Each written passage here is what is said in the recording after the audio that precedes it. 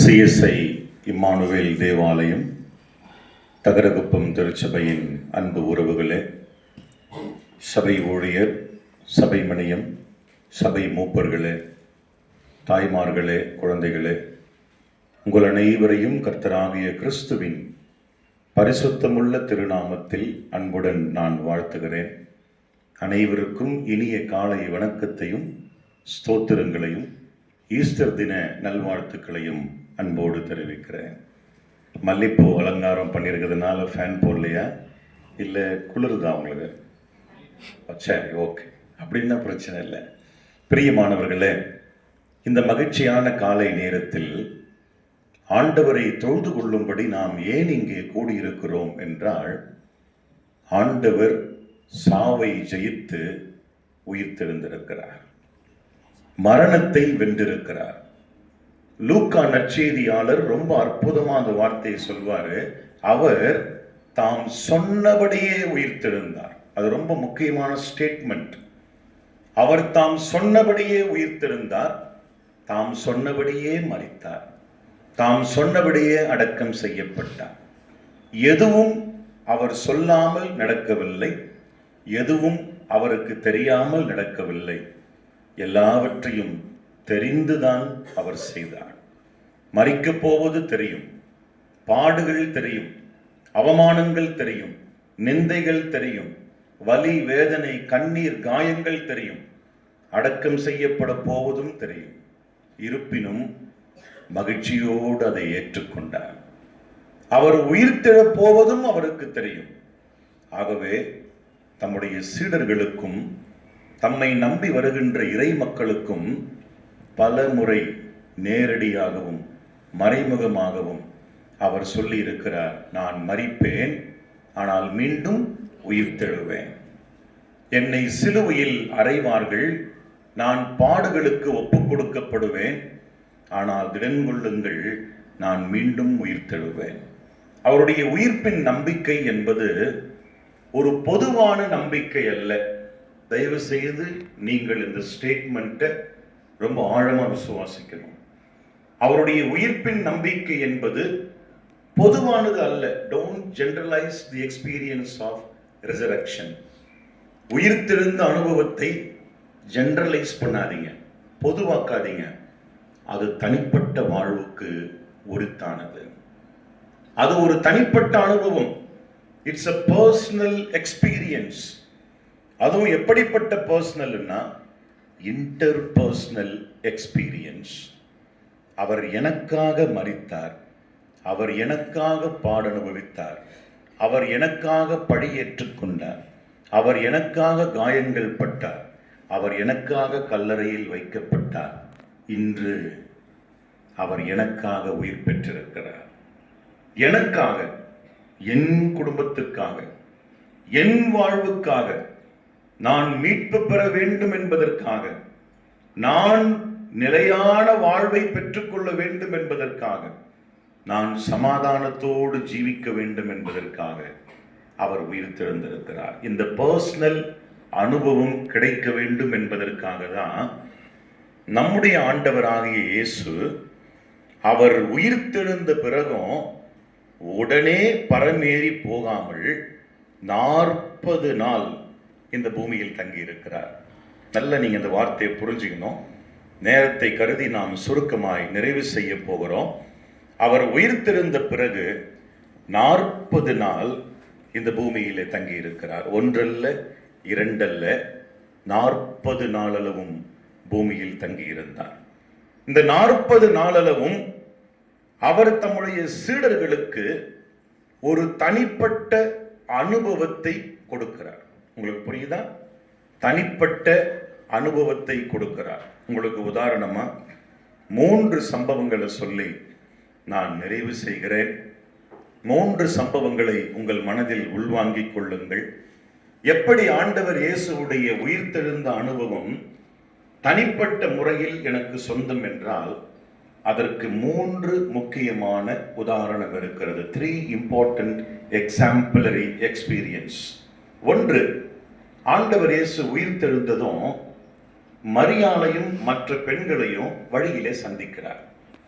இவர்கள் இயேசுவின் உடலுக்கு வாசனை திரவியங்களை பூச அவர் அடக்கம் செய்யப்பட்டு 3வது நாள், ஏன்னா இடையில ஓய்வு நாள் வந்துடுச்சு. ஓய்வு நாள்ல பிணத்தை தொடுவது தீட்டு, அவங்க அந்த பாவத்தை செய்ய மாட்டார்கள். ஆகவே 3வது நாள் இந்த பெண்கள் இயேசுவின் உடலுக்கு வாசனை திரவியம் பூச கல்லறைக்கு வருகிறார்கள். கல்லறையின் கல்லை யார் புரட்டுவார் என்று ஒருவரோடு இன்னொருவர் பேசிக்கொண்டே வருகிறார்கள். அவர்கள் வரும்போது அவர்களுக்குள் இருந்த அனுபவம், இயேசு மரித்து விட்டார், இனிமேல் இயேசு இல்லை, இனிமேல் நம்முடைய இரட்சகர் இல்லை. அவருடைய உடல் கெட்டு போகாமல் இருக்க யூத சமய முறைப்படி அந்த உடலுக்கு வாசனை திரவியத்தை பூசி திரும்ப வெள்ளை துணியில சுத்தி வச்சுட்டு வரலான்னு வராங்க. ஆனால் ஆண்டவர் இயேசுவோ, மரித்த இயேசுவை பார்க்க வந்த அவர்களுக்கு, ஆத்துமாவிலே மரித்து போன அவர்களுக்கு, நம்பிக்கையில் மரித்து போன அவர்களுக்கு இவர் உயிர்த்த அனுபவத்தை தரார். நல்ல பாருங்க, ரெசரக்ஷன் எக்ஸ்பீரியன்ஸ். அந்த சகோதரிகள் கல்லறையை நோக்கி வருகிறார்கள். கல்லறையை அடைத்திருந்த கல் புரட்டப்பட்டிருக்கிறது. கல்லறைக்கு உள்ளே இயேசுவின் பிணம் இல்லை. அங்கே சீலைகள் தனியாக கழண்டு கிடக்கிறது. பயந்து நடுங்கி என்ன செய்வதென்று தெரியாமல் அவர்கள் திகைத்து போய் திரும்பும் போது வழியிலே இடைப்படுகிற ஆண்டவர், காட்ஸ் இன்டர்வென்ஷன், கடவுளின் இடையூறு, கடவுளின் இடையூறு. கடவுள் வந்து அவர்களுக்கு இடையில் நின்று, உங்களுக்கு சமாதானம் உண்டாவதாக, வாழ்க, சமாதானம் உண்டாவதாக, பயப்படாதிருங்கள் என்று சொல்லுகிறார். தனிப்பட்ட அனுபவம். மரியாளுக்கும் உடன் வந்த சலோமேவுக்கும் யோவன்னாளுக்கும் யாக்கோபின் தாய் மரியாளுக்கும் ஆண்டவர் ஒரு தனிப்பட்ட அனுபவத்தை எக்ஸ்க்ளூசிவா பெண்களுக்கென்றே தரார். முதலில் உயிர்த்த அனுபவம் பெண்களுக்கு ஆண்டவர் கொடுக்கிறார். அங்கே இயேசுவை கண்ட இவர்கள் பயந்து நடுங்கி போய் என்ன செய்வதென்று தெரியாமல் திகைத்து நிற்கும் போது, மரியாளே, என் சகோதரர்களுக்கு போய் சொல்லு, நான் உயிர்த்தெழுந்தேன். அவர்களுக்கு முன்னமே நான் கலிலேயாவுக்கு போகிறேன். அங்கே பரமேறுவதற்கு முன்னே அவர்களை சந்திப்பேன் என்று போய் சொல்லு. விமன் அம்பாசடர், பெண் தூதுவர். முதலில் இயேசுவின் உயிர்த்தெழுந்த செய்தியை பகிர்ந்து கொண்ட பெண் பிரசங்கியாளர், பெண் நற்செய்தியாளர். உங்களுக்கு தெரியுமா, 1500 வருஷம் ஆச்சு நம்ம சர்ச்சு உருவாகி.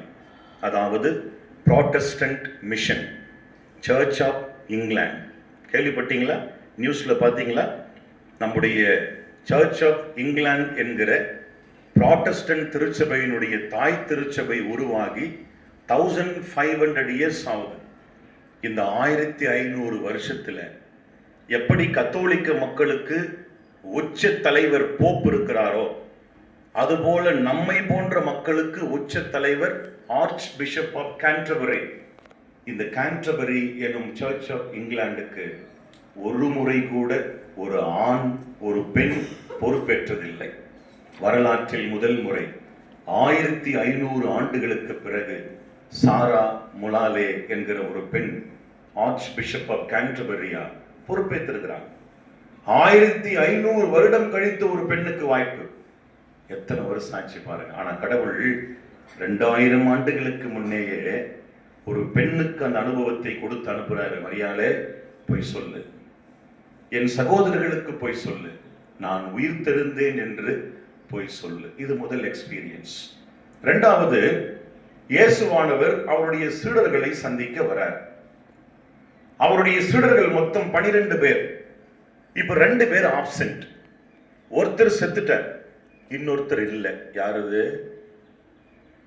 நீங்க தான் ஐயா, வேற யாரும் இல்லைன்றீங்களா? தோமா இல்லை. ஒருத்தர் செத்துட்டார், இன்னொருத்தர் தோமா, அவர் இல்லை. 10 பேர் மட்டும் ஒரு வீட்டை பூட்டிக் கொண்டு உள்ளே பயந்து நடுங்கி கொண்டு உட்கார்ந்து கொண்டிருக்கிறார்கள். பூட்டப்பட்ட கதவுகளுக்குள்ளே இயேசு நுழைகிறார். பூட்டப்பட்ட கதவுகளுக்குள்ளே நுழைகிற ஆண்டவர் இயேசு உங்களுக்கு சமாதானம் என்று சொல்லுகிறார். இயேசுவை கண்ட இவர்கள் நடுங்கி திகைத்து உயிர்த்தெழுந்த ஆண்டவரை உணர்ந்து கொள்ளுகிறார்கள். Personal experience. நீங்க உங்க தனிப்பட்ட வாழ்க்கையில உயிர்த்தெழுந்த ஆண்டவரை உணராத வரைக்கும் உங்களுக்கு இந்த ஈஸ்டர் ஆசீர்வாதமா இருக்காது. அவர்கள் 10 பேரும் இயேசுவை பார்த்து ஆச்சரியப்பட்டு உணர்ந்து சந்தோஷப்படுகிறார்கள். 2 நாள் கழித்து தோமா வரார் வீட்டுக்கு. தோமாவை பார்க்கிற இந்த 10 பேரும், தோமா தோமா, நாங்கள் இயேசுவை கண்டோம்.